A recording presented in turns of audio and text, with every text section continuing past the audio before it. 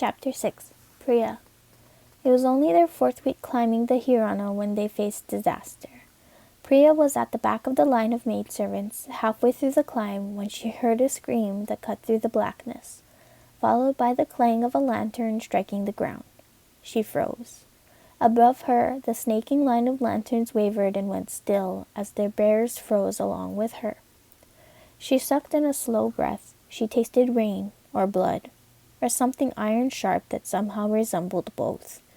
She pressed the soles of her feet down onto the damp stone, grounding herself. In her left hand the guiding rope, slippery with water, strung her already abraded palm. Wet rope was an agony on raw skin, but Priya had only clung on tighter when the rain had begun to pour halfway through their ascent, soaking the rope along with their clothes and skin and supplies. It had stopped now, but only after turning the stone of the Hirana slick and dangerously smooth. It was no wonder someone had fallen. Behind her, Meena whispered, "What happened?" Meena was the youngest maidservant who volunteered to take up this role, and she was a nervous thing at best of times. The scream had shaken her. Priya could hear how shallow her breathing was now, a panicked in-out rhythm that made Priya's own lungs ache with sympathy. "I don't know," lied Priya. She tried to sound calm for Meena's sake. "Are you still holding on tight?" "Yes." "Good. I'm going to look. But take the lantern." She handed her shared light to Meena, who grasped it with trembling fingers. "I won't be long." Just like Priya had once known how to peel skin from bone, she'd known how to climb the Hirana. That was what the temple children had done, after all. Led pilgrims seeking the blessings of the Yaksa spirits up the Hirana surface, guided the pilgrims up to the temple elders who were the Yaksa's chosen. There had been no rope then. Pilgrimage was a journey, after all, both spiritual and physical. It had a cost. Some faltered or failed, some fell. The Yaksa demanded strength from their worshippers, just as they had demanded it from their temple council. Only the worthy could rise. Priya had been worthy once. Without the lantern in her hand, it was easier to move swiftly. She held the rope only loosely, darting up the Hirana as fast as she could. She and Meena had fallen behind the other maidservants. Meena's nervousness had slowed them both down. But Priya soon reached the point where the others stood, huddled so close their feet were almost touching. The maidservant nearest to Priya was leaning out precariously, a hand twisting the guiding rope, the other holding her lantern as far out into the dark as she could. In its light, Priya could see Sima.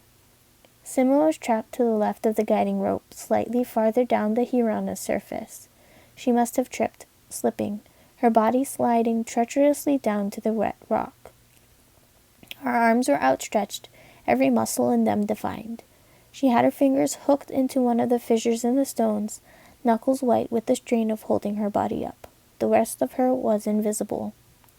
She'd fallen into a rift carved into the rock, a cleverly concealed gap hollowed out between a series of statues, shaped to follow the natural fall of shadow. From most angles it would have been invisible, but now that Sima was caught in it, the trap was hard to miss. It held her like a mouth, toothless and grasping. Priya had no idea how deep the rift was, but the thought of Sima losing her grip, of Sima being killed by the tumble that followed, or worse, being trapped alive down in the dark where no one could reach her, made Priya's stomach clench with nausea. The leaning maidservant was yanked back by a rough hand. "Don't lean out," Gauri, the head maidservant, said angrily. "I can't have you falling too. You," she shouted to a woman farther up, gesturing at her with her stick. "Go and fetch a guard from the doors. Tell them a girl's slipped. Hurry." The woman began to climb, but she was too slow on the wet ground, with the lamp and the rope in her hands. Too slow. Sima was panting hard, the whites of her eyes visible in the flickering lantern-lit dark. "I can't hold on," Sima wheezed. "You can and you will," Gauri said. "You are a strong girl. Don't let go now."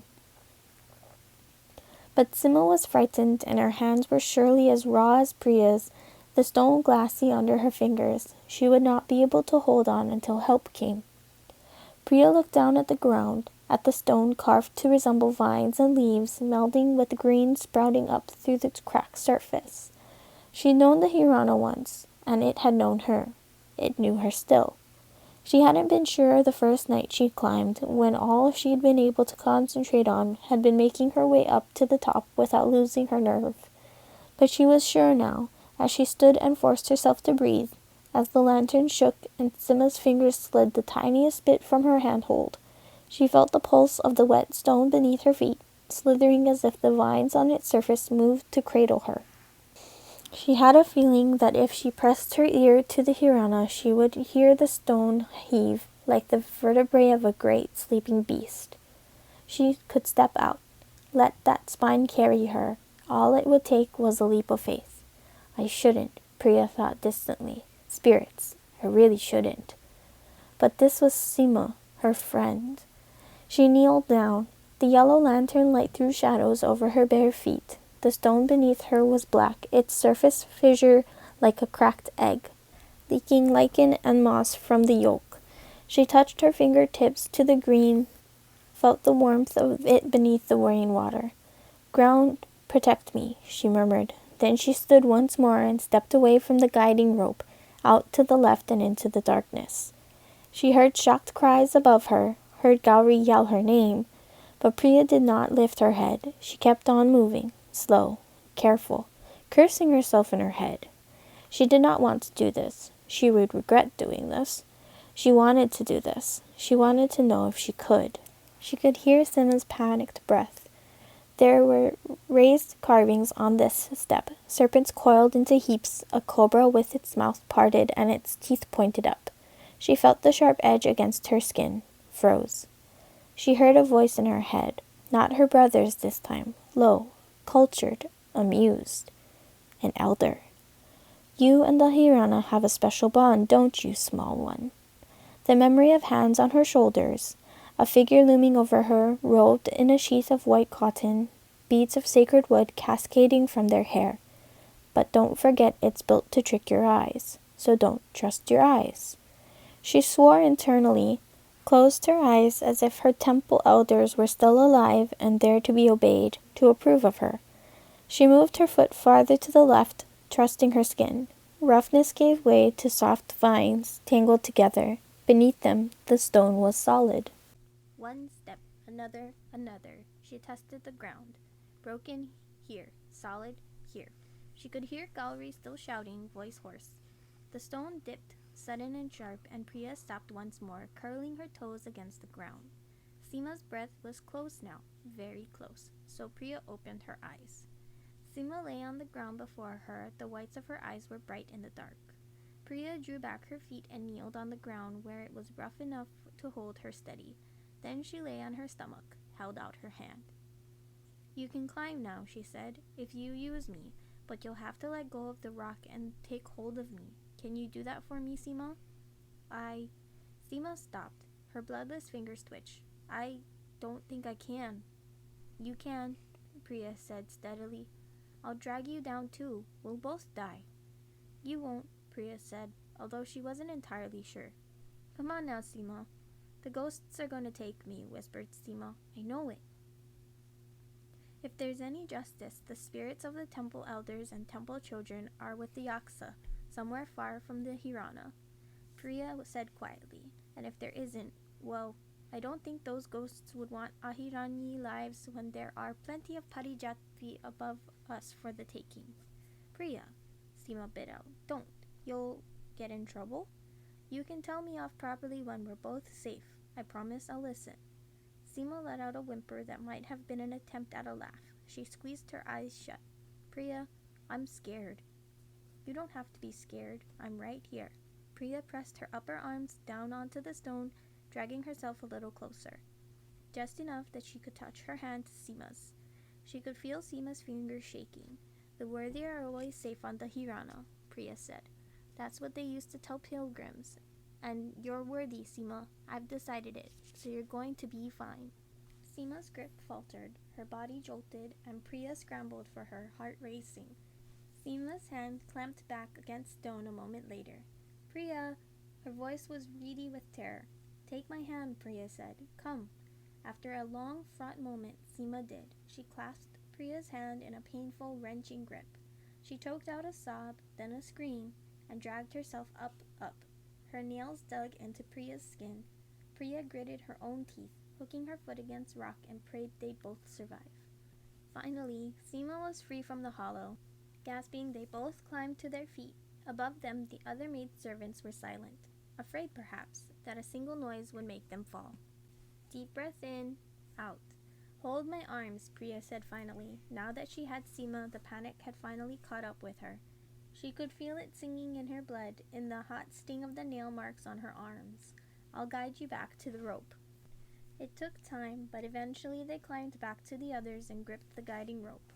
Seema collapsed to her knees, crying. Another maidservant murmured to her and placed a hand on her head. Priya felt a sharp rap against her shoulder. She turned to see Gauri. The older woman's face was bloodless white, eyes unblinking. You fool, she said. Both of you stop blubbering, Seema. We're late. Seema hiccuped something incomprehensible in response, but she rose to her feet. The maidservants began moving once more. Gauri gave Priya one last look, terrified and furious and too thoughtful by far, then turned away. I can keep carrying the lantern if you want, Meena said. She stood behind Priya, trembling like a leaf. Priya curled and uncurled her hands. Her whole body ached. No need, she said. Thank you for carrying it, Meena, but I'm fine now. Here, let me take it from you. Two guards waited at the gates to check each of the women carefully for weapons. They examined Gauri's stick, as they always did, before handing it back to her with a nod of respect. They were both soldiers who'd traveled with the princess from Parijat, and they looked at the rest of the maidservants coldly and dismissively.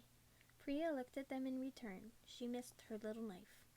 She's waiting, said one. Then he added, I heard a girl fell. Sorry for your loss. Gauri's jaw tightened, just slightly. We were lucky not to lose her. Spirits be thanked, she said. I sent one of mine to ask for your help. Did she not request that you come? His expression was remote. He shrugged. We were told not to move, but all's well, I suppose, if the girl's alive. All's well, Gauri agreed, but she did not look happy. Priya couldn't help but think that if one of their own, like Mitunan, had been guarding the princess, or even the regent's own personal retinue of cold-eyed men, they would have come to save Seema, or at least would have tried.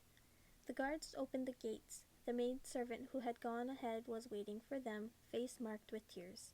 When she saw Seema, her expression brightened, but the brisk tap of approaching footsteps dimmed it once more, and she lowered her head. The princess's attendant appeared in the entrance hall. Lady Pramila was a Parijati noblewoman, tall and severe. She was always clad in sari embroidered with white jasmine flowers as a mark of her high-born blood. A thick shawl wrapped around her head and shoulders. Around her waist she wore a belt, and upon it she wore a set of keys and a knife's sheath. For all her noble blood and fineness of her sari, she was no more than a jailer, and every single servant, Priya included, already hated and feared her. There are only 3 hours before dawn, Pramila said coolly. The rain delayed us, my lady, Gauri replied. The monsoon that is to say, it is difficult to climb in this weather. We almost lost the girl. Pramila shrugged as if to say, that is no concern of mine. She lies asleep in the northern chamber as always, she said. Make sure you're gone by daylight. If your work is not done by then, so be it, my lady. The next time you're late, said Pramila, I will need to inform the regent of my displeasure. Gauri bowed her head deferentially. Priya and the others did the same. As soon as Pramila was gone, disappearing into her study, Gauri turned to them. We'll start in the kitchens, she said. Quickly now, and if you tarry, I promise to beat each and every one of you blue. Priya kindled the kitchen fire, fanning it into steady flames. She chopped onions and peeled vegetables, setting them aside to be cooked. That finished, she moved to one of the temple corridors, commonly used by the guards, and began to scrub the floor clean of their muddy footprints. Priya raised her head, startled. Seema was looking down at her, arms crossed in front of her. I wanted to say thank you. You don't need to. Seema nodded. Her face was drawn. There was a question in the tilt of her head, in the curve of her mouth. I've never seen you like that before, Seema said. Like what? Brave, I suppose. Hey, now, Priya said. I'm very brave. Who was the one who caught the lizard that got into our dormitory when all the other girls were screaming? Me. What you said, Sima replied. When you saved me, She hesitated. Did you? Priya waited. She wondered what Sima would ask. Were you a pilgrim once? That would be fine. Priya could lie convincingly if Sima asked her that. But if she asked, were you a temple child? How could Priya lie then, when even being in the Hirana made her past feel so close, her skin too tight to hold it in? Ah, spirits. Priya hoped Sima wouldn't ask. Finally, Sima said, Gowri wants you to find Meena. What? Meena's missing, Sima said. Hiding, I expect. I think she was very frightened. She was. Priya agreed. Sighing, she dropped her rag in the bucket. I'll go and find her. I'll finish your work, said Sima. And Pri, if you need anything. Yes? Sima kneeled down, taking up the sodden cloth. Then talk to me, she said. I owe you. That's all. Priya made an effort to find Meena. Truly she did. But if the girl was crying in a corner somewhere, she'd likely turn up on her own time. After peering into a few small cloister rooms once used to house effigies of spirits, now empty and gathering dust, Priya discarded the task and took the opportunity to head where she'd wanted to go all along. Beyond the cloister rooms, Lady Pramila's study, the kitchen, the latrine, and the bathing room, not far from the living quarters that once belonged to the old temple elders, lay the Triveni. The Triveni was a room open to the air, held up by huge pillars carved to resemble yaksa. They grasped the ceiling with vast arms. 3 branches of the temple were accessible through the Triveni, the forbidden northern chamber where the princess slumbered, and those to the west and the south. Between them there were swaths of the sky, the sunrise entering unimpeded from the east. If one was unwary, they could step directly out into Hirana's outer surface, and straight into its dangers. Priya was not unwary. She crossed the Triveni's surface, which was covered in deep, sweeping grooves intended to resemble water on a shore. She came to the plinth at the room's center. Above the plinth was the roof, a circle carved in the center like a window to the sky. The plinth's surface was wet, its pale stone rain-washed and glimmering. As she had so many times before, she murmured a prayer and pressed her hands to the plinth's surface. She lowered her head. She remembered there had been fat cushions on the floor once for the temple elders to sit upon comfortably, and there had been chandeliers hung from the ceiling, laden with candles. She remembered running between the cushions, a hand dragging her back from the edge, and another cuffing her around her ear. Behave or you'll fall, you silly child. She remembered the rasp of silk against the ground, a crown mask of varnished wood glinting in the light, her brother's voice. The laughter of her other siblings mingled together, that and no more. A noise broke her reflection, a crash overloud splintering the air. She raised her head with a jerk. Meena? The noise had come from the corridor ahead of her, the northern chamber. If the fool girl had gone toward the prisoner's room, Priya lifted her hands from the plinth and slipped into the corridor, which was dark, one mere torch guttering in its sconce. On the walls were stone reliefs of the yaksa at war, conquering the world with swords of thorn in the gnarled wood of their hands. The paint had peeled and faded long ago, but the images were still clear. The mythical temple elders of old stood by the side of the yaksa, staring at her through crown masks. Featureless, apart from their open chests, which were hollowed out, 3 streams of water pouring from them onto the battlefield of corpses. Forcing herself not to hesitate, not to linger and stare, drinking in the stories with her eyes, Priya slipped past them, bare feet, silent on the ground. She paused suddenly. The floor was damp and not with rain. The ceiling and walls were enclosed here. She kneeled, touched the liquid and raised her fingers to her face. Wine. Close, very close, came the sound of muffled sobs. Priya turned her head. The wall to her right was latticed with perforations wrought into the shape of flowers. Through it, Priya saw cloth. Heavy silk curtains wavered as if in a wind, partially torn from their hooks. A metal pitcher upon the ground, the source of the spilled wine. She leaned closer and met a woman's eyes. For a moment, Priya didn't know where she was. She was in her own past, She was staring at another temple daughter sprawled on the floor before her. She was staring at her own ghosts made flesh. Wide dark eyes, the whites bloodshot with weeping. The eyebrows were thick and arched, the skin a pale teak. The sobbing eased, and Priya could hear the woman's breath, a staccato rhythm rattling and sore. It was the breath that brought Priya back to herself, left her back in her own skin, shaking on her knees. The prisoner. She was staring at the prisoner, the emperor's sister, the princess. There should have been no way for this to happen. The prisoner should have been sleeping. But the lattice wall, this lattice wall, was in a corridor that no maidservant should rightly have entered. No one had thought to block the lattice with more than a simple curtain. No one had thought this could occur. Look away, thought Priya. Look away. She should have lowered her gaze. She should have bowed. Instead, she stared, unblinking, into those eyes. She stared and held her own breath inside herself, a tight kernel that threatened to burst against her ribs. She was like a bird, pinned by the wing. Flight was beyond her. The prisoner gazed back in return. She was lying on the floor, propped up on her elbows, her hair a wild, dark curtain around her. The wine had stained her pale sari wound red. Still holding Priya's eyes, she leaned forward. Are you real? A low voice kept carefully soft to avoid notice and rough from weeping. Speak. I need to be sure. Priya's mouth parted. No sound escaped her lips. She wanted to ask the same in return. The prisoner swallowed. Priya heard the click of her throat, saw the tilt of her head as she regarded Priya with an expression that Priya could not hope to understand. Real, then. Her eyes were rimmed in red. Good. Please, Priya whispered. Forgive me, princess.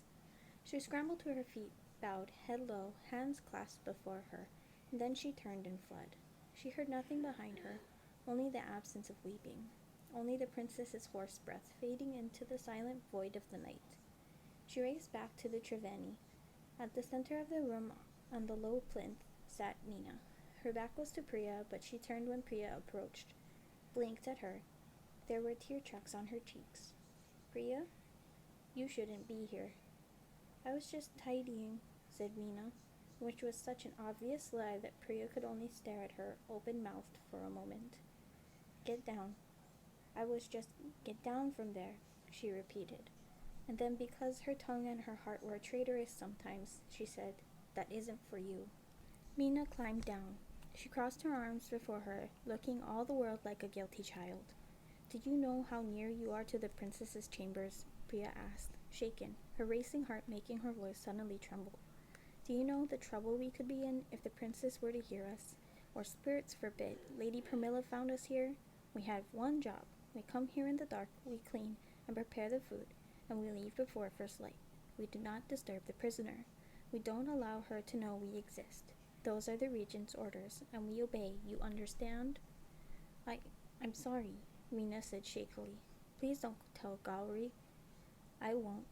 She gripped Mina's arms.